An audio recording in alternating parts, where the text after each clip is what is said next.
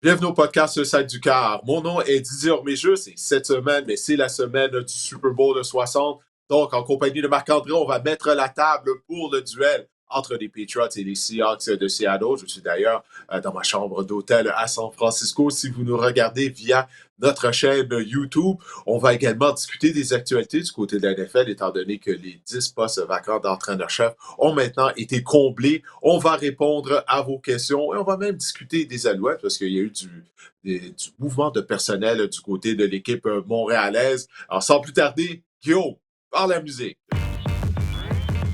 Damn.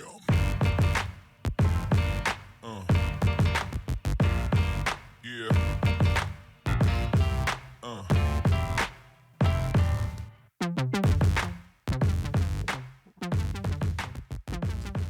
Marc-André, ça y est, c'est la semaine du Super Bowl. Il faut encore s'armer de patience avant le début de la rencontre. Moi, c'est la chose que j'ai plus d'ennui avec ces 2 semaines-là.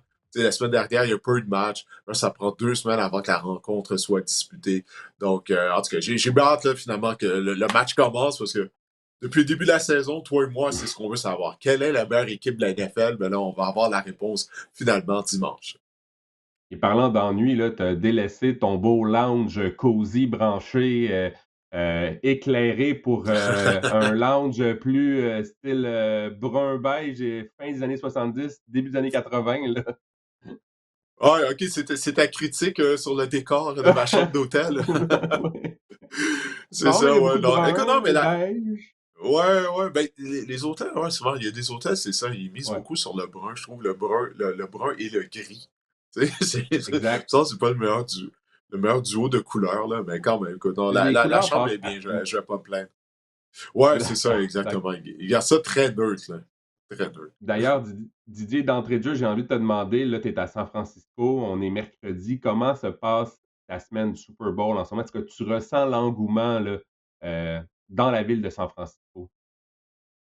Oui, ça a commencé hier, parce que là, bon, le NFL Experience est ouvert.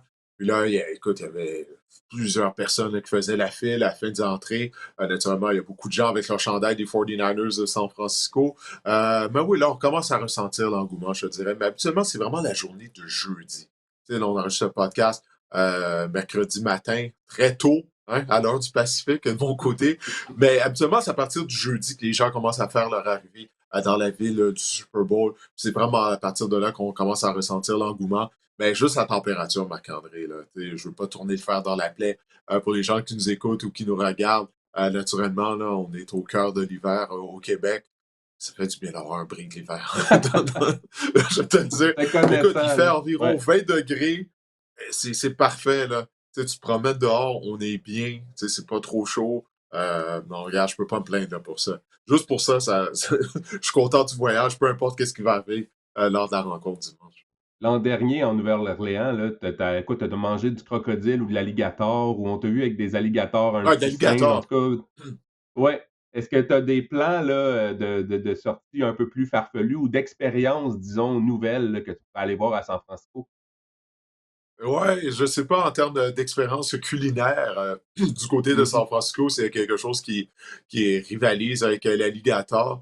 Mais non, non, pour l'instant, non. Écoute, là, les journées sont pas mal remplies. Donc non, c'est ça. Côté, écoute, ouais, côté alimentation, je peux pas dire que je mange très bien là, depuis que je suis arrivé ici. Là. Tu sais, donc, OK. ben, c'est ça. Mais non, c'est Est-ce ça. que C'est ça qui est particulier. Tu mentionnes la Nouvelle-Orléans.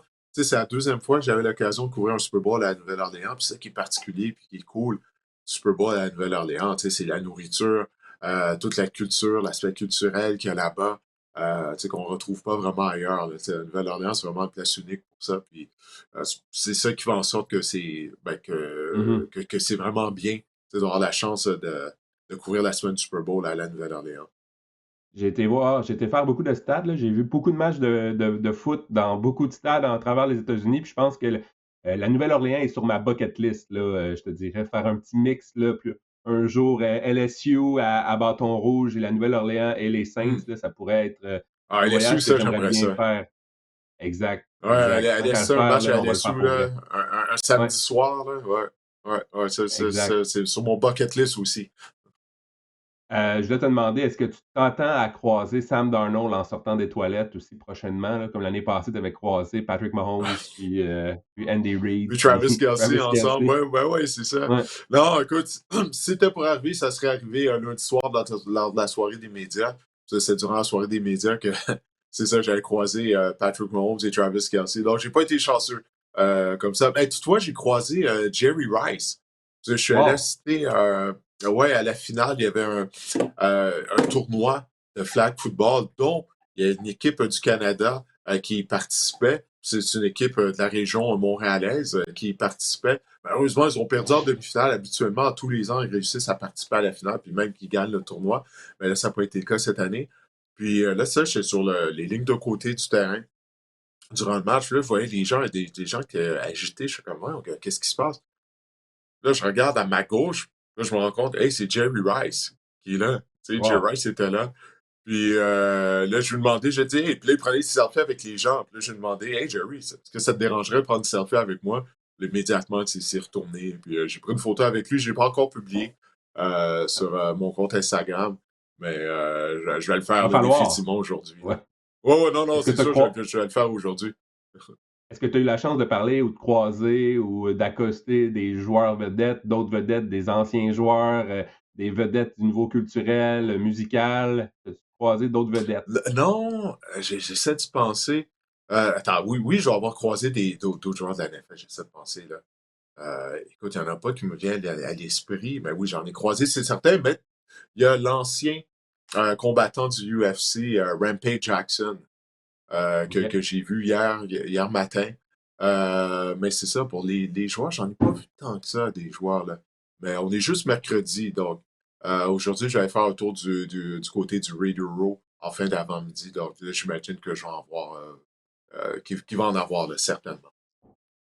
On passe maintenant, Didier, aux actualités dans la NFL. Les 10 postes d'entraîneur-chef sont maintenant comblés dans le circuit. On a décidé de jouer à un petit jeu ce matin. En rafale, on va donner des notes sur l'embauche. C'est vraiment en rafale, c'est rapide. On va revenir sur les embauches de coordinateurs offensifs, défensifs, les changements vraiment au sein du groupe d'entraîneurs dans un autre podcast au cours de l'entre-saison. Mais écoute, on va commencer par les Bills de Buffalo qui ont embauché Joe Brady, Didier. Alors, pour toi, c'est quoi ta note? Ben, qui ont embauché, qui ont promu C'est, Joe Brady, en fait. ouais, Joe Brady, ouais, qui était collatéral à Ouais. l'attaque. Pour moi, c'est un D, Marc-André. Puis je suis sévère Wow. là, lorsque je OK. donne des notes. Oui. Mais un D, pourquoi? Parce que qu'est-ce que les Bills ont dit lorsqu'ils ont congédié Sean McDermott, le Bean et Pegula? C'est qu'ils croyaient qu'ils étaient allés le plus loin qu'ils pouvaient avec Sean McDermott à titre d'entraîneur-chef. Là, tu vas me faire en croire que c'est Joe Brady qui a jamais été entraîneur-chef dans la NFL. C'est lui l'homme désigné pour t'amener au Super Bowl parce que c'est ça la prochaine étape du côté des Bills. OK, on mise sur Josh Allen. Donc, moi, je me serais attendu à ce que, ben, qu'on mette ce contrat plutôt à un entraîneur qui a déjà de l'expérience du côté des Bills de Buffalo afin de leur amener à l'étape suivante. Un entraîneur qui a déjà gagné un Super Bowl, c'est peut-être bon, Mike McCarthy qui a été embauché par les Steelers de Pittsburgh. Euh, mais moi, je m'attendais à ça comme embauche. Pas un jeune qui a jamais été entraîneur-chef lorsque cette équipe-là, ben, elle aspire au Super Bowl. Donc, j'ai trouvé ça étrange. Moi aussi, moi j'ai mis B, tu vois, j'étais un peu plus optimiste que toi dans le sens que c'était le coordinateur à l'attaque des Bills, on a choisi la continuité, puis l'attaque des Bills, elle fonctionnait l'année dernière. Elle a terminé au premier rang dans plusieurs statistiques offensives dans le circuit. C'est sûr que c'est une embauche plate, à mon avis. Je pensais qu'on allait aller ailleurs avec les Bills.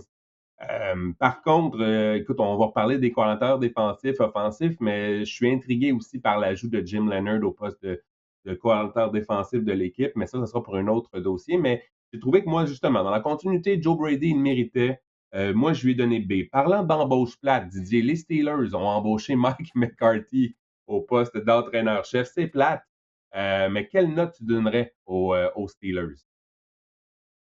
Ben écoute, je vais te surprendre parce que moi, l'embauche de McCarthy, je sais que c'est pas que à quoi les gens s'attendaient. Parce que là, les gens croyaient que les Steelers, ben, ils allaient répéter qu'est-ce qu'ils ont fait avec Mike Tomlin, avec Bill Cowher, qui étaient de très jeunes entraîneurs chefs lorsque les Steelers les ont embauchés, c'est la première fois, en fait, qu'ils devenaient entraîneur-chef. Et les deux étaient anciennement des coordinateurs en défense. Là, les gens s'attendaient à ça, mais là, c'est complètement l'opposé. Là. Qu'est-ce qu'on a fait? On a cherché Mark McCarthy. C'est un entraîneur-chef qui a énormément d'expérience, qui a déjà remporté un Super Bowl. Euh, Puis je pense que c'est du positif.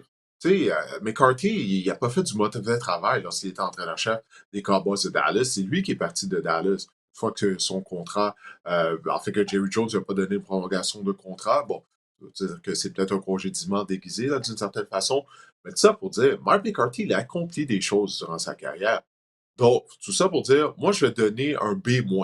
B- aux Steelers de Pittsburgh pour l'embauche de McCarthy. Et en plus de ça, ben, c'est quelqu'un durant sa carrière qui a prouvé qu'il est en mesure de développer des carrières. On sait qu'éventuellement, du côté des Steelers, on va devoir essayer de développer un jeune carrière. Alors, je pense qu'il y a plus de positif que de négatif du côté de McCarthy. Moi aussi, j'avais marqué B-. B parce qu'en anglais, on dit bridge. Alors, moi, je pense que c'est un entraîneur pont Ah, qui va faire une transition avec les Steelers. Je pense pas que ça sera une solution à long terme. Dans le cas des Steelers, moi aussi, je suis assez d'accord avec toi en disant que Mike McCarthy avait quand même, ça a bien été quand même relativement avec les Cowboys. Son attaque fonctionnait. J'ai hâte de voir. C'est plus une question de personnel là, au niveau des Steelers, une question d'entraîneur-chef. ouais. Oui, on a un congédiement. Quand tu parlais de Mike Tomlin, un congédiement déguisé, c'est parce qu'on ne congédie pas Mike Tomlin dans la vie, Didier. Alors, c'était mieux de le faire ainsi. Mais moi aussi, bien moins, je suis quand même, après toute la grogne là, qu'il y a eu des partisans des Steelers sur les médias sociaux, je pense que lorsqu'on garde ça à tête reposée, je pense que Mike McCarthy, c'est quand même pas une solution, c'est quand même pas un choix désastreux là, de la part des Steelers, mais je pense encore que c'est un coach de transition qu'on n'a pas trouvé notre homme encore pour de vrai avec les Steelers. Les Ravens maintenant. Jesse Minter, qui était dans le giron des Ravens avant de s'expatrier ailleurs dans la NFL pour faire ses classes, revient maintenant comme entraîneur-chef des Ravens. Comment tu as trouvé cette embauche-là? Ouais, je vais y aller avec un B+, parce que, premièrement, Minter a fait d'excellent boulot avec la défense des Chargers. Puis c'est pas un groupe qui était extrêmement talentueux, là, tu sais, mais malgré tout, on avait une des meilleures unités défensives de la NFL durant la saison régulière, au moins. Mais c'est surtout le groupe d'entraîneurs, tu sais, comme tu l'as dit, on va en parler au cours des prochaines semaines, des coordonnateurs, mais c'est impressionnant le groupe d'entraîneurs que Minter assemble à Baltimore. On dit beaucoup de bonnes choses sur lui. Alors, en tout cas, on va voir également là, son travail avec Lamar Jackson, la relation, en fait, qu'il sera en mesure d'établir avec son joueur étoile. Ça va être très important. Mais il semble qu'il y a juste du positif là, de l'embauche de Jesse Minter. Alors, c'est ça. J'ai dit quoi? J'ai dit une note de B pour Minter. Je vais aller avec ça, un B pour l'embauche de Minter par les Ravens de Euh, Baltimore. Décidément, moi, je suis pas mal plus excité que toi. Moi, j'ai donné A pour cette embauche-là. Je pense que la philosophie des Ouais. J'ai Ravens, dit que j'étais sévère d'entrée de jeu. moi, je suis vraiment excité par cette embauche-là. Les Ravens, on est fidèles à nous-mêmes, on est fidèles à notre philosophie. On embauche un jeune entraîneur défensif pour devenir notre entraîneur-chef. J'ai bien hâte de voir te parler de ses coordinateurs également. Je suis vraiment excité. J'ai hâte de voir. Évidemment, tout va passer par Lamar Jackson à Baltimore. Mais oui, Jesse Minter, moi, ça me titille. Là. J'ai bien hâte de voir comment que ça va se dessiner l'entre-saison et les camps et la saison prochaine avec les Ravens. Les Giants, maintenant, ont embauché John Harbaugh. John Harbaugh, qui a quitté les Ravens, qui a été congédié par les Ravens pour se joindre aux Giants. Le monde a applaudi là, cette embauche-là. Toi, qu'est-ce que tu en as pensé? Ouais, ben, je l'avais applaudi initialement parce que je croyais que Tom Monken allait être le coordinateur à l'attaque de John Harbaugh. Ouais, mais non. Mais là, non, ben, c'est ça, parce que là, Monken, on va en parler un peu plus tard, mais finalement, il est devenu entraîneur-chef des Browns de Cleveland. Donc ça, c'est venu contrecarrer les plans d'Harbaugh. Puis il n'y a pas juste ça, c'est qu'il y a d'autres assistants qu'il souhaitait amener avec lui du côté des Giants.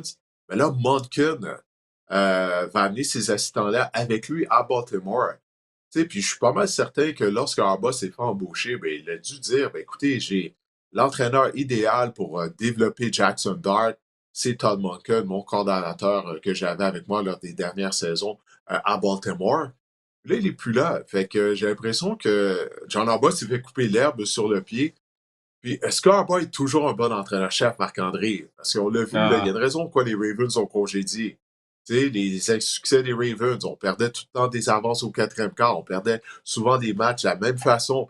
Donc, c'est ça, c'est encore sa touche magique, John Harbaugh. Tu sais, je pense que c'est une question qui vaut la peine d'être posée. moi, j'avais mis A parce que je trouve que c'est une embauche qui donne de la stabilité et qui donne, disons, un peu de panache aux Giants de New York. On en avait vraiment besoin avec le carrousel d'entraîneurs là, qu'on a passé au cours des dernières années. Par contre, oui, tu as parlé de Todd Monken. Ça, c'est quelque chose que c'est vrai que j'ai un peu peur, surtout que c'est rendu Matt Nagy maintenant, le coordinateur offensif des Giants. Ouais, Mais ouais, Matt Nagy, c'est pas un bon c'est juste entraîneur-chef, lui qui mais comme restait, on coordinateur dirait. offensif, Tu sais, ouais. comme Comme coordinateur coordinateur offensif, d'expérience. c'est pas si pire. Bref, il a quand même fait du bon travail Hmm. avec les Chiefs. Mais bon. Mais il y Mais avait oui, Andy j'ai hâte de Reid, tu sais, c'est voir. ça. Ah, ouais. Il y avait toujours Andy Reid avec les Chiefs. Fait que quelle part du succès de l'attaque des Chiefs l'année dernière? On n'a pas eu une bonne saison, mais avant ça, quelle part du succès de l'attaque des Chiefs revient réellement à Nagy? Tu sais, ça a toujours été la question que je me suis demandé. On va voir, mais juste pour enfin, les Giants ont obtenu l'un des entraîneurs convoités. Je pense que la Ouais. nomination de John Harbaugh, ça va au-delà des performances sur le terrain. Il y a un aura qui vient avec ça, puis je pense que les Giants en avaient bien besoin pour essayer de redorer un peu leur blason. Les Dolphins maintenant. Ah non, les Falcons, pardon. Kevin Stefanski. Ça, c'était la belle du bal cette année. Et c'est les Falcons qui l'ont eu. Kevin Stefanski déménage à Atlanta. T'en as pensé quoi? J'ai hâte de voir ça, parce que moi, je donne le bénéfice du doute à Kevin Stefanski pour qu'est-ce qui s'est passé à Cleveland lors des dernières saisons. Alors, écoute, je vais y aller, je vais donner un B+, faire différent, là, pour que je donne juste des B. Je vais donner un B+, parce que Kevin Stefanski, il reste qu'il y a encore des gens qui l'ont en haute estime, malgré le fait là, que ça n'a pas bien été lors des dernières saisons à Cleveland, mais on met le blâme sur le dos de l'organisation des Browns. Comme j'ai dit, je donne plus le bénéfice du doute aux Browns. En fait, j'ai jamais donné le bénéfice du doute aux Browns. Les Jets, c'est la même chose aussi. Alors, Kevin Stefanski, j'ai bien hâte de voir ça. Je sais pas si tu as vu les commentaires de Matt Ryan. Il n'a pas endossé immédiatement Michael Penix comme carrière partant la saison prochaine. Donc, ça va être quelque chose, on va pouvoir en parler durant la saison morte. Mais j'ai bien hâte de voir là, qui sera le carrière partant. Puis, bon, tout d'abord, Penix va devoir être en santé au début de la saison, lors du début du camp d'entraînement. Ça reste à voir s'il sera en mesure de le faire à la suite de la blessure au genou qu'il a subi, qui a mis fin à sa dernière saison. Mais ça pour dire, je vois ça de bon oeil, moi. L'arrivée de Kevin Stefanski à Atlanta, on verra si le temps me donnera raison ou si ça sera plutôt l'inverse. Moi, je suis excité parce que c'est un gourou offensif. Il va pouvoir faire fonctionner des joueurs qui excellent en attaque. Je pense à Bijan Robinson. Il y avait des nouvelles comme quoi qu'on allait libérer Kirk Cousins là, au cours des prochains, lorsque la période de joueur autonome va s'activer du côté de la NFL. Donc, j'imagine qu'on va s'en aller dans la direction avec Michael Penix comme quart numéro 1 l'année prochaine. Donc, quand même intéressant j'avais pas vu pour Matt Ryan, Didier, mais c'est quand même intéressant là, qu'on a déjà peut-être un petit conflit dans la philosophie en partant, mais j'ai hâte de voir ce que Kevin Stefanski peut faire aussi avec Michael Penix. Moi, j'ai donné un A à cette embauche-là également. Je pense que c'est mérité les Falcons. On avait besoin vraiment là. J'ai hâte de voir aussi Carl Pitts. Carl Pitts, on sait les alliés rapprochés dans l'attaque des Browns. Ça a vraiment été fructueux cette année pour Harold Fanning. David Njoku connaît des grosses saisons aussi. Est-ce qu'il peut faire fonctionner Carl Pitts? Moi, je trouve ça intéressant, cette embauche-là. Les Dolphins ont embauché Jeff Affley, Didier. Quelle est ta note? Ouais, C pour l'embauche à Affley. C. Tu sais, ça n'a pas bien terminé là, la saison pour son unité défensive avec les Packers. Bon, je sais qu'on avait perdu les services de Micah Parsons. Mais c'est ça reste à voir. Tu sais, je veux dire, Affley, mis à part son travail bon avec les Packers, je ne connais pas beaucoup. Je sais qu'il avait été entraîneur-chef du côté de Boston College. Mais moi, j'ai donné un C. Ça m'a laissé sur mon appétit, cette embauche-là. Toi, de ton côté, tu vois ça comment pour les Moi, Dolphins et Affley? moi aussi, j'ai mis C. Mais écoute, je connaissais pas grand-chose du gars, mis à part qu'il était coordinateur défensif. Le coordinateur défensif, pardon, des Packers. Pardon. Des Packers l'année dernière. Puis moi aussi, j'ai juste vu la défense là, se détériorer en l'absence de Micah Parsons. Est-ce que c'était à cause du personnel ou est-ce que c'était à cause du coordinateur défensif? Est-ce que c'était un peu des deux? Bref, j'ai hâte de voir, mais je laisse le bénéfice du doute à Jeff Hafley. On a déjà commencé à prendre des décisions, je pense, un peu là, du côté des Dolphins. Il y a des gens il y a déjà des échos là, en provenance de Miami, comme quoi Tua Tagovailoa va être soit libéré ou en fait ne sera pas de retour. J'ai hâte de voir quelle décision, qui sera le corps arrière aussi des Dolphins la saison prochaine. Malik Willis est dans les rumeurs, évidemment, en provenance de Green Bay. J'ai bien hâte de voir. Mais oui, moi, je suis pas très excité par cette embauche-là, mais je suis quand même ouvert d'esprit, disons ça comme ça. Les Titans ont embauché Robert Saleh, Didier. Euh, Cette embauche, tu l'as Mm. déjà dit, Robert Saleh, c'est quand même un bon entraîneur-chef, on pense. Il a juste été victime du fait qu'il a été embauché par les Jets. Qu'est-ce que tu as pensé maintenant? Est-ce qu'il va pouvoir se reprendre de belle façon là, avec les Titans? Ouais, puis moi, ça là, j'ai toujours questionné son leadership lorsqu'il faisait partie de l'organisation des Jets de New York. Tu sais, écoute, là, Aaron Rodgers faisait qu'est-ce qu'il voulait, là. Tu sais, tu te souviens-toi, lorsqu'il était avec les Jets, il participait à l'émission de Pat McAfee à toutes les semaines, notamment. Il envoyait tout le monde sur l'autobus. On n'a pas vu ça de la part de Rodgers lors de la dernière saison. Pourquoi? Parce qu'il y avait Mike Tomlin. Tu sais, je crois que Mike Tomlin, bon, il a démontré lors de ses 19 saisons à la barre des Steelers le genre de leader qu'il est.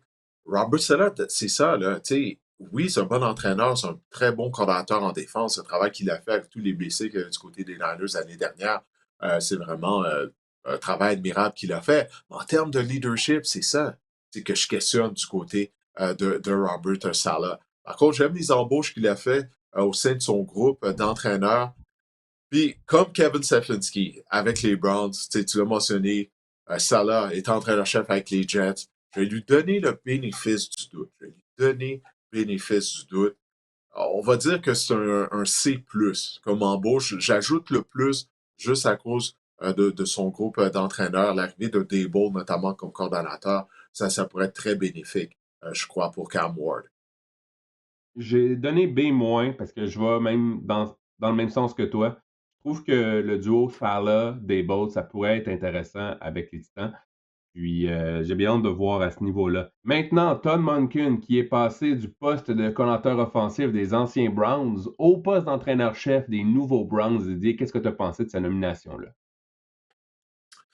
Ouais, pauvre Tom Monken. Il se retrouve à la barre des Browns de Cleveland. Monken était sur la liste de plusieurs équipes, mais en titre de coordinateur à l'attaque. Alors, tu sais, il n'était pas sur le radar d'aucune équipe là, afin de devenir entraîneur-chef. Il semble qu'il n'y a personne qui voulait du job d'entraîneur-chef du côté des Browns. Alors, ils sont allés avec Todd Monken à reculons d'une certaine façon. Je vais donner une note de D pour cette embauche parce que je pense pas que Monken a l'étoffe afin de devenir un entraîneur-chef, surtout à Cleveland. C'est vraiment pas facile comme emploi, tu le sais. Alors moi, je vais avec une note de D pour l'embauche de Monken à Cleveland. En fait, il y en avait un qui voulait la job de coach, c'est Jim Schwartz. Puis encore Oui, là, c'est vrai, c'est vrai. on en a tellement mal géré ça du côté des Browns. C'est épouvantable, Didier. Hein? Écoute, il y a eu tellement eu de candidats, d'entrevues de candidats, puis lorsque la direction des Browns leur a dit, écoute, on aimerait ça garder Jim Schwartz comme coordinateur défensif. Fait que là, tous les candidats ont fait comme non, non, on aimerait ça amener nos propres hommes là, pour changer avec nous et blablabla. Écoute, lorsqu'on a demandé finalement à Todd Monken, il a fait comme OK, je vais le garder, moi, Jim Schwartz, comme coordinateur défensif. C'est Jim Schwartz qui l'a mal pris, qui a claqué la porte parce qu'il voulait devenir entraîneur-chef. On a tellement. Écoute, on a de la misère à se parler dans cette organisation-là, je pense, et à faire les choses de la bonne façon. Moi, j'ai mis C pour Todd Monken, Didier, parce que je pense pas que c'est un mauvais gars, je pense pas que c'est un mauvais coach. Mais, et entre autres, je sais pas si tu as vu la petite vidéo là, qui a dit à Shedeur Sanders qu'il voulait le repêcher là, euh, dans la vidéo Ouais, ouais, ouais, ouais, c'est d'introduction. sûr, Là. c'est sûr. Fait ouais, ben ouais, t'avais quoi, 5, 6 rondes pour le repêcher, puis tu l'as pas fait. En tout cas. Mais écoute, je pense pas que c'est un. Je pense que c'est une bonne tête de football. J'ai mis C parce que c'est ça. Mais écoute, je suis pas vraiment excité par cette embauche-là de la part des Browns, Todd Monken. Les Cards, maintenant, ont embauché Mike Lafleur, le frère de Matt Lafleur, qui était dans l'organisation des Rams. Qu'est-ce que tu as pensé de cette embauche-là? Ouais, ça, c'est une autre équipe. On dirait que personne n'était intéressé au poste d'entraîneur-chef des Cardinals de l'Arizona. Euh, Écoute, les Cardinals, tu sais, c'est comme si cette équipe-là elle passe sous le radar en termes. Tu sais, on parle souvent des équipes là, qui ont un long historique là, d'insuccès. Tu sais, on pense bien sûr bon, aux Browns, les Lions, même si les Lions, ça va mieux là, depuis quelques années, mais quand même, dans l'ensemble, l'histoire de cette concession-là, on a eu beaucoup de succès. Les Jets. Les Cardinals d'Arizona, c'est une des plus vieilles concessions de toute la NFL. Puis les Cards, tu sais, à part une saison ici et là, tu sais, écoute, on n'est jamais constant, on n'est jamais bon, il me semble, depuis que j'écoute, que je regarde le football. Alors, tout ça pour dire, oui, le frère à Matt Lafleur, Mike Lafleur, ben, on va voir, mais il y a du pain sur la planche. On n'a pas de carrière du côté des Cardinals, notamment. Tout ça pour dire, je vais donner une note, encore une fois, de D à cet embaucheur de Mike Lafleur. Puis, j'hésite pas à être sévère, Marc-André, parce qu'en 2022, si je me souviens bien, il y avait également 10 postes d'entraîneur-chef qui étaient devenus disponibles. Puis, donc 2022, ça fait juste 4 ans. Puis je crois qu'il y reste juste 2 entraîneurs qui sont toujours en poste. C'est pour ça que j'avais vu ça passer. Là. Donc, il y a plus de chances que tous les noms qu'on vient de mentionner ben, s'avèrent être des flops là, ou qui vont être congédiés d'ici les 2, 3 prochaines saisons. Mike Lafleur, il faut dire aussi que c'est Sean McVay qui appelle les gens en attaque là, du côté des Rams, donc il n'a pas appelé de Ouais. jeu récemment. J'ai hâte de voir ce que ça Ah, va donner. mais Et les entraîneurs de l'arbre de Sean McVay connaissent du succès, généralement. ouais, Son arbre, ouais. là, il commence à être gros, là, tu sais. Mais Tu regardes j'ai Liam vu passer une Cohen, il stat. y en a plusieurs, là. J'ai vu passer une stat. Mike Lafleur avait été le coordinateur offensif des Jets avant d'être avec les Rams. Puis, lorsque ses attaques étaient classées dans le top 5 de la NFL, lorsque ce n'était pas Zach Wilson au poste de quart. Donc, écoute, on a vu quand même des beaux flashs de Joe Flacco, un certain Mike White, tu t'en souviens? Ça pour dire Oui, qu'on oui, pense oui. peut-être que du côté des Cards, que tu sais, ça pourrait faire fonctionner potentiellement Jacoby Brissett ou un quart de second ordre comme ça. J'ai hâte de voir. Et finalement, les Raiders, Didier Clint Kubiak, après avoir potentiellement gagné ou perdu le Super Bowl, va se joindre aux Raiders. Va avoir probablement Fernando Mendoza comme corps arrière. Qu'est-ce que tu en as pensé? Ouais, c'est drôle, hein, la NFL, parce que Clint Kubiak, tu sais, tu te souviens, au début de la saison 2024, il était le coordinateur à l'attaque des Saints à Nouvelle-Orléans, puis les Saints avaient eu un début de saison tout à fait fulgurant. Je pense que l'attaque marquait 35 points toutes les semaines durant les 3 premiers matchs de la saison régulière. Puis là, Clint Kubiak, tu sais, là, on entendait son nom. Il venait de devenir potentiellement l'entraîneur-chef. Là, finalement, les Saints, après ça, il y a une baisse de régime complète de la part de l'attaque. Finalement, Kubiak a été congédié. Puis là, un an plus tard, ben là, il va se retrouver entraîneur-chef des Raiders, selon ce qui a été rapporté. C'est juste que je trouve ça bizarre, là, tu sais, comment tout a changé en l'espace un an et demi pour Clint Kubiak. Écoute, son attaque fonctionne à plein régime du côté des Seahawks de Seattle, mais encore une fois, est-ce que c'est un bon leader? S'il va être en mesure de gérer l'équipe au complet, ça reste à voir, mais comme tu dis, de jumeler, parce que clairement, c'est une bonne tête de football en attaque, de jumeler avec Fernando Mendoza, qui est pressenti pour être le tout premier choix du prochain repêchage, ça pourrait être intéressant. Ça pourrait être intéressant. Donc, j'ai allé avec un C. Un C. C+, C+, pour l'embauche de Kubiak, qui va s'en venir, là, comme tu l'as dit, qui sera annoncé après le Super Bowl. Moi, j'avais mis, je sais pas si je l'avais dit, j'avais mis un B- pour les Cards à Mike Lafleur. Je vais mettre B+ pour Clint OK? Kubiak. Je suis intrigué par les armes qu'on a maintenant en attaque. Ashton Genty, à avoir allé en ce moment à Ken Walker, je suis excité de l'idée de potentiellement voir ça avec les Raiders. Il va falloir améliorer la ligne à l'attaque, ça c'est sûr, c'est primordial. Brock Bowers, Fernando Mendoza, Ashton Genty, je trouve ça intéressant là, en attaque avec un cerveau de la trempe de Clint Kubiak. J'ai hâte de voir ce que ça peut donner. Les Vikings, maintenant, ont congédié leur directeur général, Kewisi Adofo-Mensah. Didier, pas compliqué. Je pense que le fiasco Sam Darnold et le repêchage là, de J.J. McCarthy en est pour beaucoup dans cette décision-là. Hein. Ouais, puis en fait, les Et repêchages Daniel Jones. de Adolfo Mensa, quand tu regardes ça, écoute, ça a été des désastres, ces Mhm. repêchages, là, depuis qu'il était à la barre des Vikings du Minnesota. Puis bon, à l'interne, on lui reproche certaines choses, mais je pense vraiment à la décision du carrière. Parce que malgré tout ce qui s'est passé, le jeu de la chaise musicale à la position de carrière du côté des Vikings, Les Vikings ont tout le monde terminé avec une fiche de 9-8, Marc-André. On a fini la Ouais. saison avec une fiche gagnante. Là, c'est une grave erreur là, qu'on a fait. En ne gardant pas Sam Darnold ou Daniel Jones, en mettant tous nos jetons sur J.J. McCarthy. Puis c'est lui qui paye la note là, de cette décision-là. Est-ce que c'est vraiment lui qui poussait pour McCarthy, qui dit vrai dans tout ce qui est rapporté? Bon, ça, c'est autre chose, mais ouais, comme tu l'as dit, cette décision-là, je pense que ça explique pourquoi il a perdu son poste. C'est le timing C'est le de son timing. Oui. congédiement qui a été bizarre. Hein. On l'a dit en même temps, c'est le timing, là. Il était même Mm. au East-West Bowl. Il faisait Ben ouais. du scouting. Il représentait les Vikings la semaine dernière. Puis là, ah non, finalement, écoute, est-ce qu'on va être prêt? Est-ce qu'on va trouver un directeur général avant le repêchage, avant la saison morte, avant les joueurs autonomes? Comme tu dis, c'est un drôle de timing là, du côté des Vikings. Ça n'augure rien de bon, à mon avis.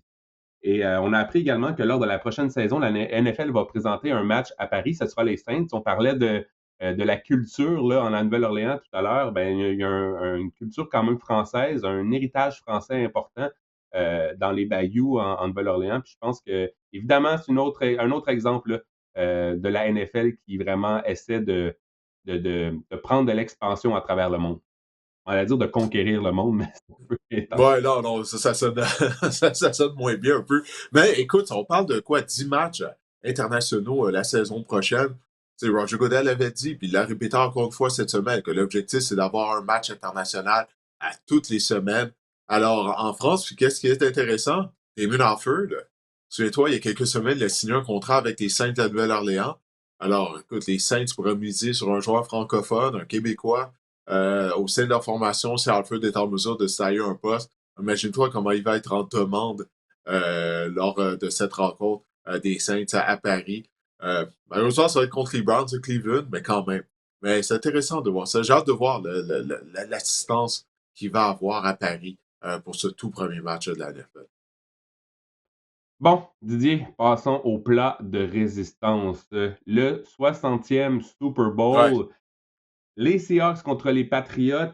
Les Seahawks sont favoris par 4,5 pardon, au preneur au livre. Et sache que les négligés ont remporté 4 des 5 derniers Super Bowls. C'est évidemment une reprise du Super Bowl 49 de 2015, l'interception de Malcolm Buckler en fin de match, le fait Mhm. de ne pas vouloir remettre le ballon à Marshall Lynch. On en a amplement parlé au cours des derniers jours. Didier, j'ai eu envie de te lancer sur tes attentes là, envers ce match-là. Quelles sont-ils en ce moment? Est-ce que tu t'attends à une bataille défensive ou à un festival offensif? Moi, je penche vers un duel défensif, malheureusement. Ou heureusement. Ouais, ben surtout avec la ligne à attaque des Patriots. Dès que je passe à cette confrontation-là, c'est la ligne à attaque des Patriots qui m'inquiète.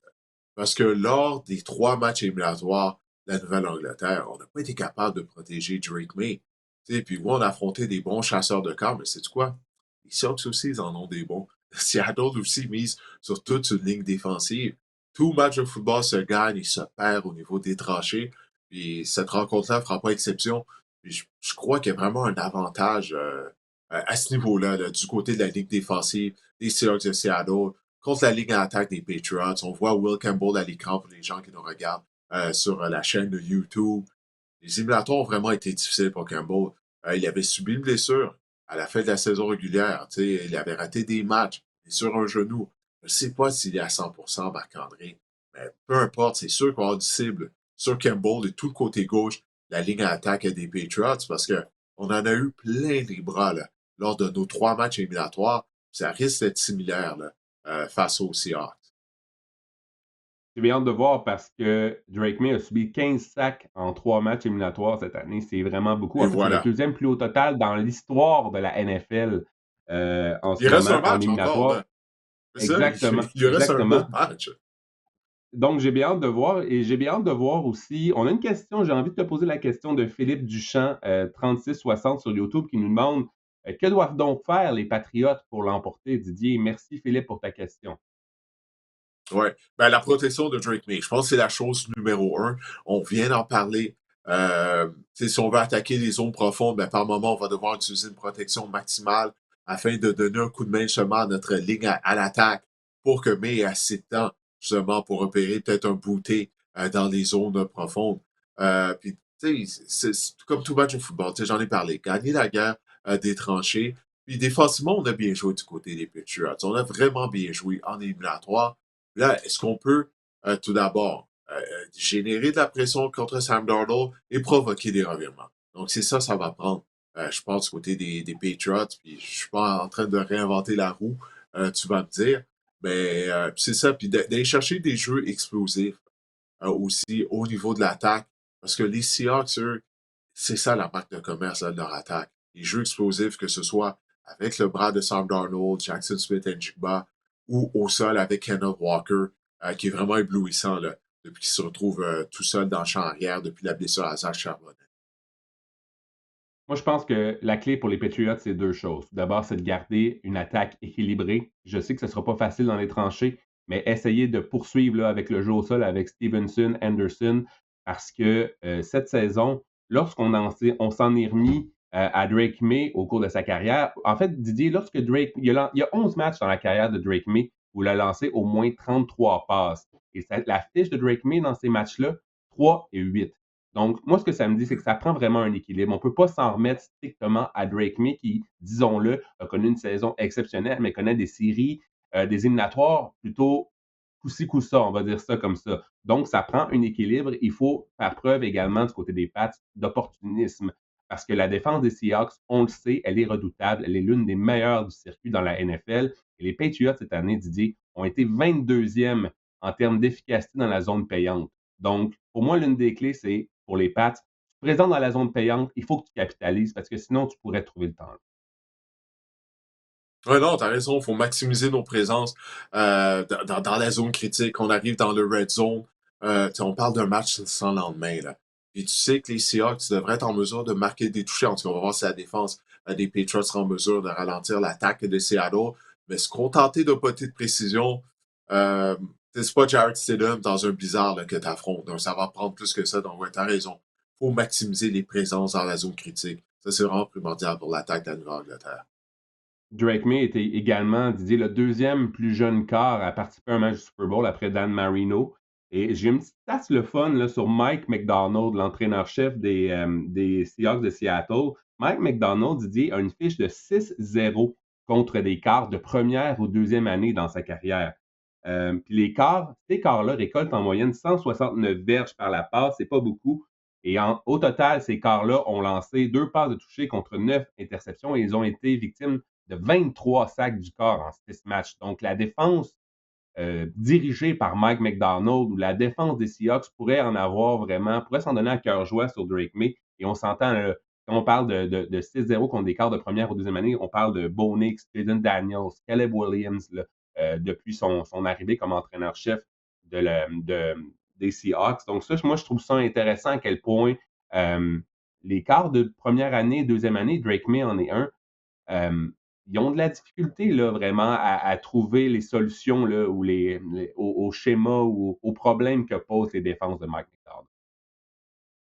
Ouais, non, ça c'est bon, hein, ces statistiques-là que tu viens de mentionner. Non, ça va être à surveiller, il n'y a aucun doute là-dessus.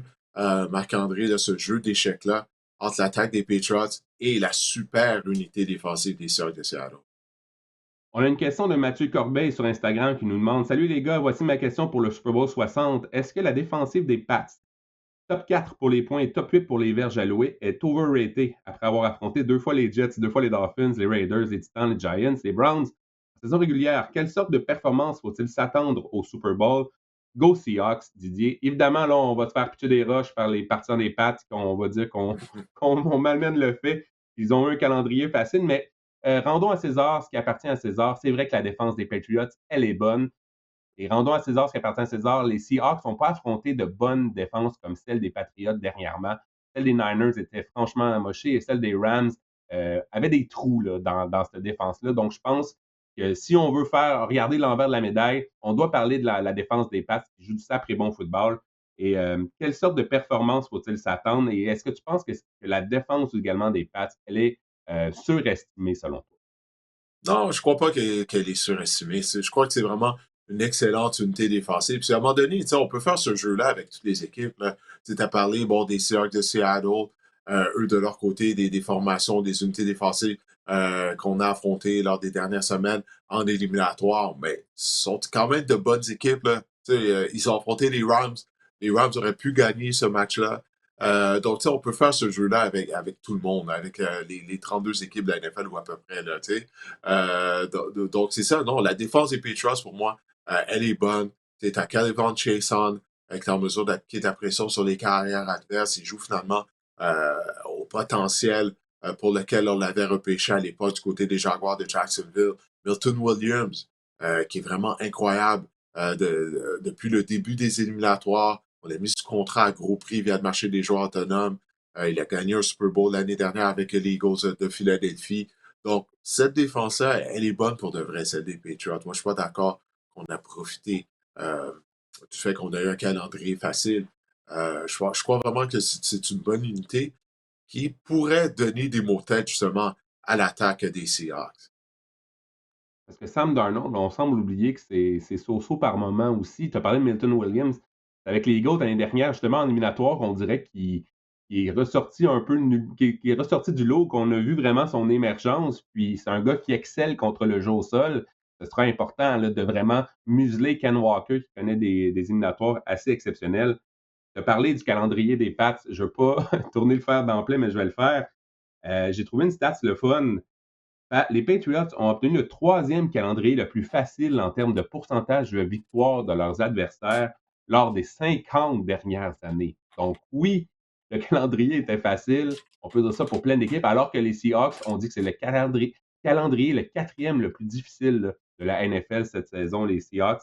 Mais oui, moi je Ben, ça, pense que oui, mais la défense, elle est légitime. C'est ça mon point. ça en vient à ta division. La section S de Ouais. l'américaine, même durant la dynastie là, des Patriots avec Belichick, Brady, la division était mauvaise. Pendant longtemps, les Bills n'étaient pas bons, les Dolphins également, les Jets, ce sont les Jets. Donc, c'est ça, mais ils jouent de cette division-là, durant cette période-là. Les trois autres formations avaient des ennuis.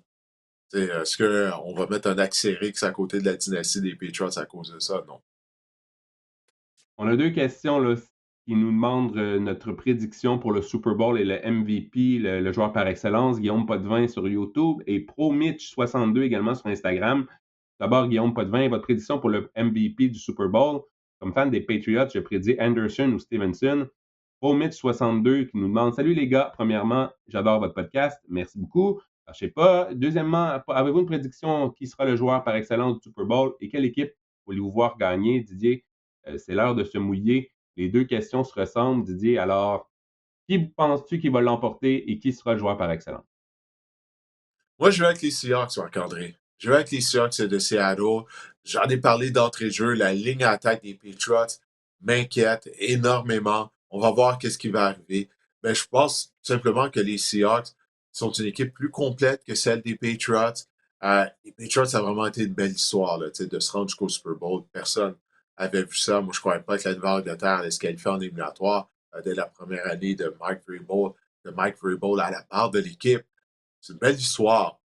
Mais, mis à part les revirements, si Sam Darnold, on revoit le mauvais Sam Darnold qui est victime de revirements, s'il est en mesure d'éviter les revirements, moi, je crois sincèrement que les Seahawks vont être en mesure de l'emporter parce que leur attaque est explosive par la passe. Je mentionnais le nom de Smith Jigba un peu plus tôt. On n'a toujours pas parlé de Rashid Shaheed. On sait l'impact qu'il peut avoir en attaque au niveau des unités spéciales, notamment.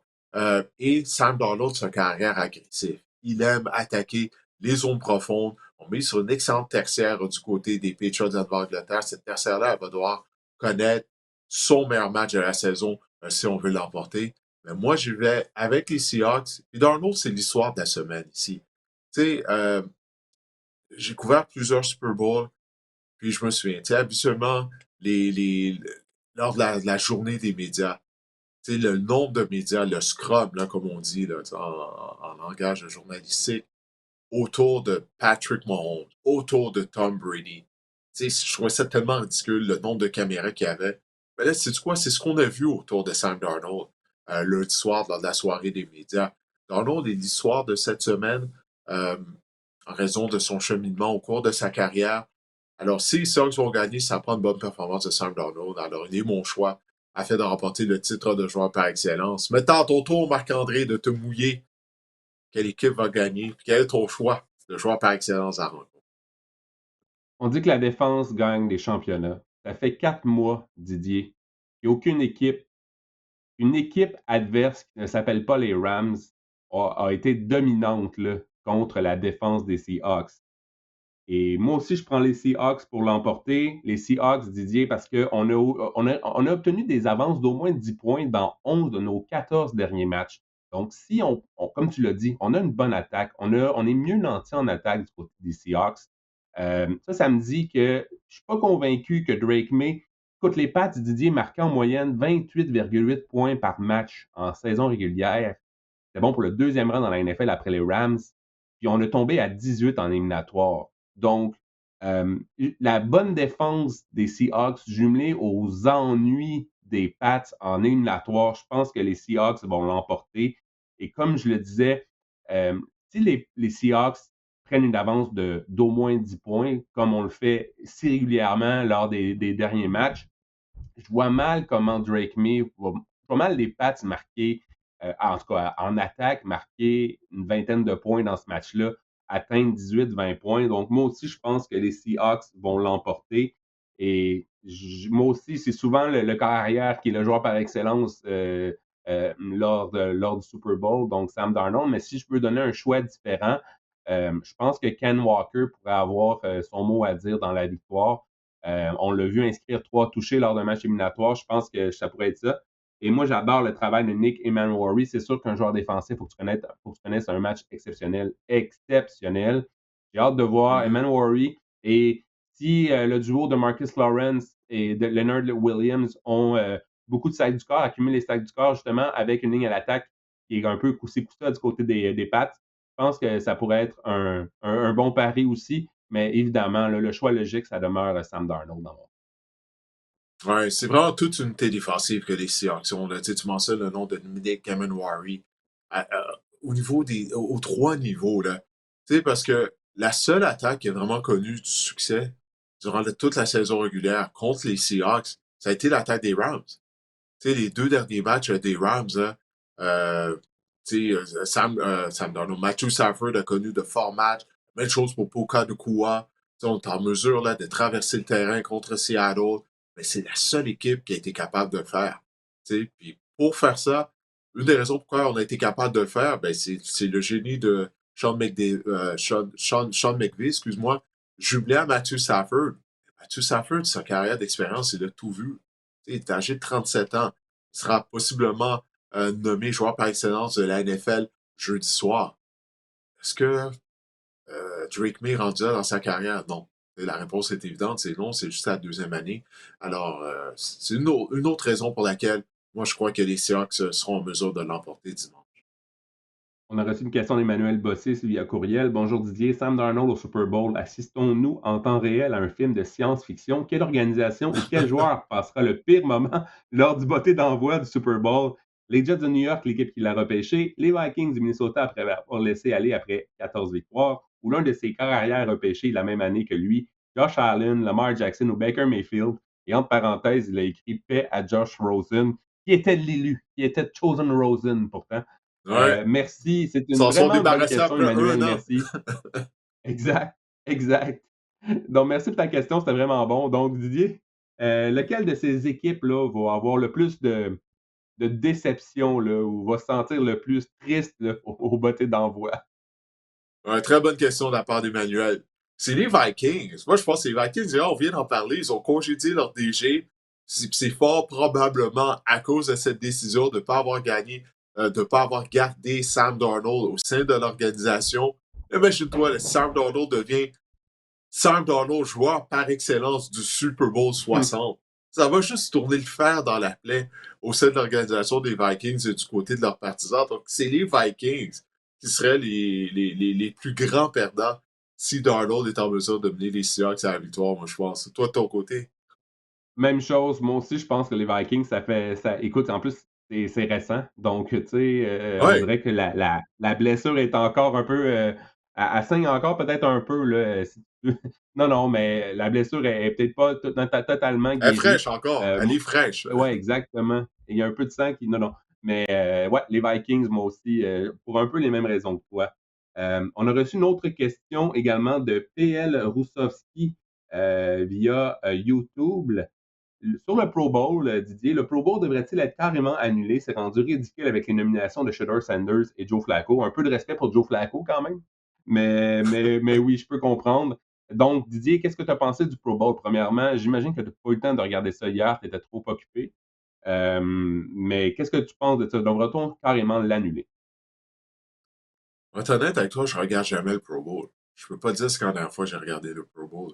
C'est pas un bon produit. Tu sais, toi, est-ce que tu regardes le Pro Bowl habituellement, Marc-André? Est-ce que tu es diverti Non, en le regardant?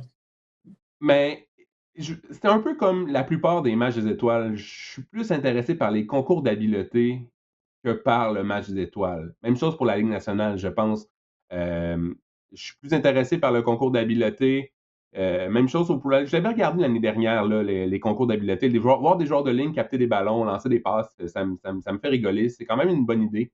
Mais le match en tant que tel, on essaie de trouver des formules, puis je pense que c'est plus une question de commanditaires. C'est pour remercier des commanditaires, c'est les commanditaires qui font ça. C'est plus une question pour les jeunes. Je me souviens quand j'étais jeune, j'écoutais assidûment les concours d'habileté, même le match des étoiles. Je me souviens, Oui, j'étais oui. seul dans le sous-sol de la LNH. Je l'écoutais, là. Puis j'ai même enregistré des concours d'habileté sur des cassettes quand j'étais jeune. Je m'en J'ai souviens. écouté les Pro Bowls. J'ai même Écoute, un chandail de Frank Gore du Pro Bowl que je m'étais acheté ouais. puis quand j'étais plus jeune. Puis maintenant, on dirait que ça me passe les pieds par-dessus la tête. Ouais, ben, c'est ça. Ben, écoute, moi, c'est la même chose à l'époque, là. Tu sais, le match des étoiles avec nationale de hockey, tu dois voir tous les joueurs étoiles, sur la Mhm. même patinoire, ou même au baseball encore plus, là, surtout à cette époque-là. Bon, quand j'étais jeune, il n'y avait même pas de match interligue. Tu sais, la seule fois qu'une équipe d'Américaine affrontait une équipe de la nationale, c'était lors de la Série mondiale. Donc, de voir, tu sais, ces joueurs-là s'affronter sur le même terrain, tu sais, c'est époustouflant. Puis c'est ça, quand j'étais jeune, je regardais le Pro Bowl, mais même quand j'étais jeune, le Pro Bowl, tu sais, je trouvais que ça manquait d'intensité comparativement à un vrai match de football. Puis maintenant, ben, on en est rendu à un match de flag football.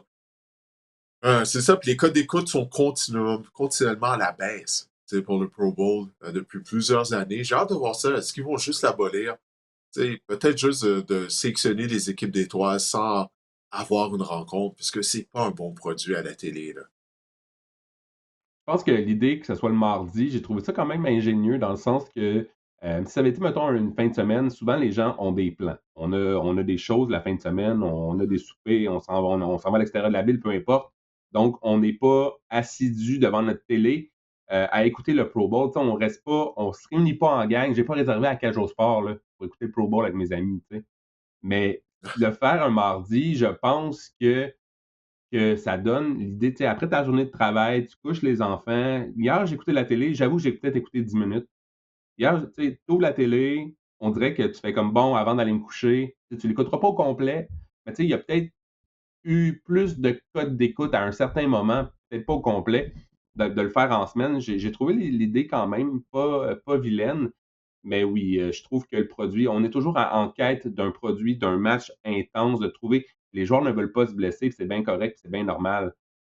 Oui, ben Mais oui. ça va toujours rester le baseball. Le baseball, ça demeure toujours le match des étoiles le plus intense. Écoute, c'est la même chose au basket, là, ça finit 172 Ah, à au basketball, c'est pas 170. regardable aussi, là. Il n'y a aucun effort en défense, là. Tu sais, du côté de Puis, ça aussi, là, ça fait. Je peux pas dire ce que la dernière fois j'ai regardé un match des étoiles au basketball. tu sais, dans les trois autres ligues, on essaie de réinventer, on essaie de se réinventer. C'est c'est des bonnes idées souvent sur papier. Le 3 contre 3, le mini tournoi dans la Ligue nationale, c'est la même chose. Je veux dire, c'était le fun, mais avec un repêchage. Là, on faisait des repêchages également dans la NFL. Euh, je sais pas. Ah, Je on veux a dire, essayé plein de formules du côté de la NFL. C'est vrai, tu sais, à un moment donné, je pense à Peyton et Eli Manning qui étaient les capitaines, qui sélectionnaient les joueurs. Ça n'a pas fonctionné parce que c'est un mauvais produit. Puis là, on essaie de donner plus de visibilité au Pro Bowl cette année en l'ayant un mardi soir, comme tu as mentionné, et dans le cadre des festivités de la semaine du Super Bowl aussi. On s'est dit, ben, peut-être là, on va pouvoir aller chercher plus de visibilité. Mais peut-être que oui, on va voir ça va être quoi les codes d'écoute, mais c'est de la visibilité sur un mauvais produit. C'est pas nécessairement une bonne chose non plus, là. Tu sais, parce que c'est pas un bon spectacle. et pour ce qui est des formations du Pro Bowl, je pense que Shedeur Sanders, ça attire. Je pense qu'il y a un petit côté marketing là-dedans. Ah ben Oui, c'est oui, sûr que définitivement. mais c'est correct, tu sais. À ce moment-là, il faut trouver des façons d'attirer les gens, puis je pense que Shedeur Sanders, c'en était un beau coup de marketing. Je veux dire, moi, j'ai rien contre ça, même si le joueur le méritait pas absolument. Tu sais, c'est sûr que à cette heure, les joueurs mettent ça dans leur contrat, tu sais. Il est au Pro Bowl pour gna, gna, gna. Tu sais, ça peut être un incitatif souvent quand tu signes des contrats, mais je pense qu'il y a un petit côté marketing nécessaire et derrière ça parce que je pense que justement, on essaie d'attirer les gens, les jeunes surtout, d'écouter ça. Je pense que c'est ça. Il ne faudrait pas s'indigner contre Shedeur Sanders. Je sais qu'il n'y a pas les statistiques, mais ça ne m'a pas déplu ou dérangé le fait que Shedeur Sanders soit au Pro Bowl. Moi non plus, parce que j'ai porté aucune attention. Alors, c'est aussi simple Hmm. que ça. Ouais, mais juste ça, ça prouve Euh, le fait que ça fonctionne pas, là, tu sais, puis c'est rien contre Shedeur, là, c'est pas pour s'acharner sur lui. Mais même Joe Flacco, tu sais, parce qu'il y a plusieurs joueurs qui se désistent, alors. En tout cas, je pense qu'on a assez parlé du Pro Bowl, là. On va terminer avec une petite nouvelle des Alouettes. Tout d'abord, le maraudeur Marc-Antoine Dequoy qui a annoncé sa retraite cette semaine. Il a simplement dit, Didier, que le cœur y est encore, mais que le corps ne suit plus. Didier, en tant qu'ex-joueur de foot, peut sûrement en témoigner. J'ai trouvé ça très touchant, mais qu'est-ce que tu as pensé de ça? Marc-Antoine Dequoy, à 31 ans, prend sa retraite. C'est quoi aussi le legs là, qu'il laisse au football au Québec, aux Alouettes? C'est vraiment une page importante qui se tourne du livre des Alouettes. Ouais, la conquête de la Coupe Grey en 2023, tu sais, c'est la première chose, là, parce que ça avait été une saison magique, là. Ça a été la meilleure saison de la carrière de Marc-Antoine Dequoy. Souviens-toi des interceptions qu'il avait réussi cette année-là. Pas juste des interceptions, mais il les retournait pour des touchés à des moments opportuns. Son interception contre les Argonauts de Toronto, là, tu sais, au BMO Field, lors de la finale de l'Est. Hmm. Les Argos étaient en train de traverser le terrain. On se disait, wow, ils vont donner toute une aux Alouettes. Le match a changé sur l'interception retournée pour un toucher de Marc-Antoine Dequoy. Puis après ça, les Alouettes, ben, ils ont été en mesure de remporter la Coupe Grey. Moi, c'est le jeu de sa carrière. Pour moi, c'est ça. C'est cette interception-là pour un toucher à Toronto. C'est le jeu de la carrière de Marc-Antoine Dequoy. C'est un gars qui comprenait le rôle en tant que joueur québécois. Tu sais, que après les victoires, mais autant également après les défaites, tu dois parler aux médias, tu dois te rendre disponible. Puis ça, il l'a toujours fait. J'ai juste des bons mots à dire, là. D'avoir la Hmm. chance de couvrir sa carrière. J'avais couvert une bonne partie de la carrière de Luc Brodeur-Jourdain aussi, puis des nombreux autres joueurs québécois qui sont généreux avec leur temps lorsque les Hmm. médias, on demande de les interviewer, puis des fois, c'est sûr que ça ne leur tente pas, soit après les entraînements ou après les matchs, comme je disais, ils se rendent disponibles. Puis, Marc-Antoine, il avait à cœur de porter l'uniforme des Alouettes. Moi, je me souviendrai toujours, justement, après la victoire des Alouettes, lors de la finale de l'Est à Toronto en 2023, Marc-André, euh, il avait dit, là, premièrement, ça faisait très longtemps que les Alouettes n'étaient pas à la Coupe Grey, allés à la Coupe Grey. Ça faisait 13 ans. Puis lui, il a grandi, il fait partie de cette génération-là, comme Alexandre Gagné et les autres joueurs québécois qui ont grandi en regardant les éditions des Alouettes menées par Anthony Calvillo. Puis les Alouettes allaient régulièrement à la Coupe Grey durant ces années-là. Puis pour lui, c'était important de ramener la Coupe Grey à Montréal. Euh, et de relancer d'une certaine façon la concession après des années qui ont été très difficiles. Il avait vraiment ça à cœur. C'est la même chose pour Alexandre Gagné, tous ces joueurs-là. Puis le fait qu'ils peuvent dire mission accomplie. Les Alouettes sont redevenus une puissance à Ligue canadienne. Euh, il a joué un grand rôle dans ça. Et à son apogée, il était l'un des meilleurs joueurs défensifs, toutes positions confondues, de la Ligue canadienne. C'était probablement le gars le plus rapide du circuit en défense, si tu veux mon avis. Puis j'aimerais ça peut-être t'entendre parler de l'être humain aussi. Là. On donne, je veux dire, tu en as parlé, c'est un gars généreux et tout. C'est vraiment juste un méchant bon gars aussi hors du terrain. C'est combien de fois j'ai vu Marc-André, puis il y a plusieurs joueurs des Alouettes qui le font là, lors des matchs à domicile au Sappers au Mont-Sud, mais des fois, écoute, ça faisait 1 heure que le match était terminé, puis il était toujours là, sur le terrain, encore avec ses épaulettes, son chandail sur le dos, en train de signer des autographes, à prendre des photos avec les partisans.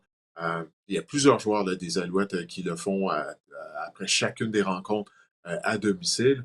Mais Marc-Antoine Dequoy, ben c'est ça. Il comprenait le rôle qu'il avait au sein de la communauté, au sein des partisans. Euh, et puis ça, c'est quelque chose pour lequel, tu sais, il était très généreux de son temps. Tu sais, je parlais du fait qu'il était généreux de son temps en Mmh. s'adressant aux médias, mais il était également avec les partisans. Tu sais, il comprenait son rôle. Là, tu sais. Puis ça, Mmh. je trouve que c'était très admirable de sa part. En Il y a tout un cas, aspect j'espère l'avoir au intéressant. podcast. Là. Une fois que je vais revenir à Montréal, je vais définitivement lui envoyer une invitation là, afin de l'avoir au Et podcast. un aspect intéressant aussi, c'est que la conférence de presse, il y avait Danny Machocha également. Tu sais, Danny Machocha, c'est son entraîneur-chef avec les Carabins, c'est son Depuis DG avec toujours. les Alouettes. Il y a quatre ouais, c'est ça, exact. Je pense qu'ils ont une relation qui va au-delà de la relation DG-joueur. Et ce qui est intéressant, c'est qu'on trouvait que, tu sais, on se demandait au cours des dernières semaines que les négociations piétinaient dans les médias. On disait, puis même Danny Machocha, il a dit, moi, je fais pas de politique. Ici, là, je veux juste, j'ai un plafond à respecter, puis blablabla. Tu sais, on essayait de pas trop négocier via les médias. Mais quand même, ce qu'on a appris, c'est que finalement, l'offre, il a même été bonifié, là, l'offre du 12 décembre, que c'est vraiment Marc-Antoine qui réfléchissait à ça. Il n'y a pas eu vraiment de. J'ai trouvé qu'on pensait qu'il y avait peut-être un conflit ou un point de rupture, une certaine rupture entre les deux clans, mais c'était vraiment pas Ouais, ça. finalement, c'était pas le cas, mais le football, ça a détruit le corps là, complètement. Marc-André. Alors, pour Marc-Antoine, il a jamais caché là, qu'il aimerait œuvrer dans les médias une fois sa carrière allait être terminée. Il a l'occasion de le faire. Il a déjà commencé à travailler dans les médias, à la télévision. Alors, écoute, moi, je lui souhaite là, une bonne continuité justement dans ses nouveaux projets. Tu as mentionné son âge, 31 ans, là, c'est très jeune. Il va accomplir d'autres choses, ça, je suis persuadé de ça. Yes, et maintenant, passons aux autres nouvelles en rafale. Les Alouettes ont mis sous contrat le corps arrière Dustin Crum. Ouais, ça, j'ai adoré ça. Quand j'ai vu ça, j'étais comme, ben parfait, c'est exactement ça que ça prend à titre de carrière numéro 2, derrière Davis Alexander. Crum, c'est un carrière qui a gagné des matchs à titre de quart partant du Rouge et Noir d'Ottawa. Il n'est pas au bout du rouleau, c'est comme Bethel Thompson l'année dernière. Et c'est une double menace. Il peut courir et il exécute les faux filades du quart. Alors, c'est vraisemblablement qu'Ellen Evans ne sera pas de retour. Evans a subi deux grosses blessures, des blessures majeures au genou lors des 2 dernières saisons. Alors, c'est ça, là, l'arrivée de Crum, mais ça donne, je crois, vraiment un solide carrière numéro 2 derrière Alexander et un carrière qui peut être ton spécialiste des faux flats du corps. Ça, si on donnait des notes, je dirais c'est un A+, à titre de carrière réservée, je crois sincèrement, la mise sous contrat de Crum. Dans le même moule que Davis Alexander, littéralement. Les Alouettes, parlant du Rouge et Noir, ont Moins également mis sous talentueux, ouais, contrat. ouais, talentueux, ouais. Oui, non, mais les mêmes habiletés ou les mêmes Ouais, atouts, disons ça de même, offensifs. ouais, qu'on Les parle Alouettes de ont une mis sous double contrat, menace et tout, ouais, parlant du Rouge et Noir, les Alouettes ont mis sous contrat le spécialiste des retours de beauté Devante Denman, qui était avec le Rouge et Noir au cours des 5 ou 6 dernières saisons. Et ils ont libéré James Letcher entre aussi, qui s'est trouvé un emploi avec les Rough Riders. Ouais, du Rapidement même. côté de Deadman, il a toujours eu du succès contre les Alouettes. Là. Il a fait mal aux Alouettes au fil du temps sur les retours de beauté. Mais là, il commence à avoir du kilométrage dans ses jambes. Alors, c'est ça. Là, moi, c'est toujours la première chose qui m'inquiète lorsqu'on signe des vétérans. Est-ce qu'il va encore lui rester du jus, comme on dit? Si oui, ça, là, ça serait toute une acquisition du côté des Alouettes parce que depuis qu'il s'est joint au Rouge et Noir, il a toujours été parmi les meilleurs spécialistes des retours de beauté de toute la Ligue canadienne de football. Puis James Hatcher, ben, décidément, il ne faisait pas l'affaire du groupe d'entraîneurs des Alouettes. On se souviendra qu'il avait été laissé de côté lors du match de la Coupe Grey. Alors, écoute, on va lui souhaiter d'être en mesure de relancer sa carrière avec les Riders. Et Deadman est peut-être plus polyvalent, c'est mon avis aussi, là, dans le jeu de passe. Il peut capter des passes de temps en temps, courir dans le champ arrière, que Letcher, peut-être, on essayait de faire, mais qu'on ne faisait pas beaucoup. Peut-être un gars plus polyvalent à ce niveau-là dans une attaque pour créer, mettons, des packages, là, des jeux pour lui. J'ai hâte de voir. Mais 30 ans Alors, devant il est plus Deadman, j'ai gros hâte. physiquement, Ouais, il est plus costaud que Letcher. mais j'ai bien hâte de voir 30 ans, c'est quand même. On rajeunit pas à 30 ans. On vient de parler de la retraite de Marc-Antoine. De quoi à 31 ans? J'ai bien hâte de voir. Ouais, ben, tout un retourneur de beauté devant tes Delman. Ouais. Et finalement, on va parler d'Austin Mack rapidement, qui a signé, lui, avec les Elks d'Edmonton, qui va retrouver Cody Fajardo. Donc, la réunion entre Oui, les deux ex-coéquipiers, champion de la Coupe Grey en 2023, rappelons-le. hey, c'est fou, hein, pareil. Regarde, là, ça fait juste 3 ans. Bon, Cody Fajardo, là, l'année dernière, il était avec Edmonton, mais là, si on parle des artisans de la conquête de la Coupe Grey en 2023, on vient parler Marc-Antoine Dequoy qui vient prendre sa retraite. Austin Mack n'est plus un membre des Alouettes, lui qui avait signé un contrat de 4 ans l'année dernière. Ça faisait beaucoup de sous, beaucoup d'argent à la position de receveur, hein, surtout avec le nouveau contrat de Tyson Philpott, mais également Mack est constamment blessé. C'est pour ça, moi, lorsqu'on avait annoncé l'annonce de ce contrat-là de 4 ans, j'étais comme, OK, c'est bien beau, mais il fait des séjours sur la liste des blessés de 6 matchs. C'est le cas également de Philpott, là, tu vas me dire.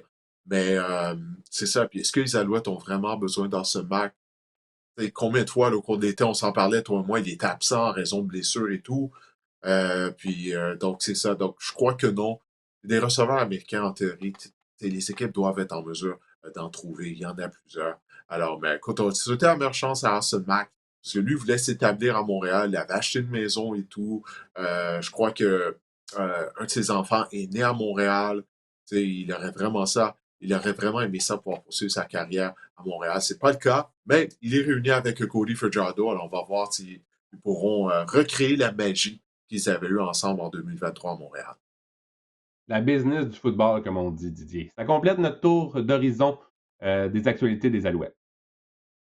Oui, ben écoute, on a fait le tour pour cet épisode du podcast. Pour les gens qui nous ont regardé via la chaîne YouTube ou qui ont téléchargé le podcast, qui l'ont écouté, bon, on vous remercie de l'avoir fait. On espère que cet épisode du podcast Le Sac du Cœur vous a plu. On sera de retour la semaine prochaine, au début de la semaine, alors qu'on saura quelle équipe sera championne du Super Bowl de 60. D'ici là, portez-vous bien. Damn.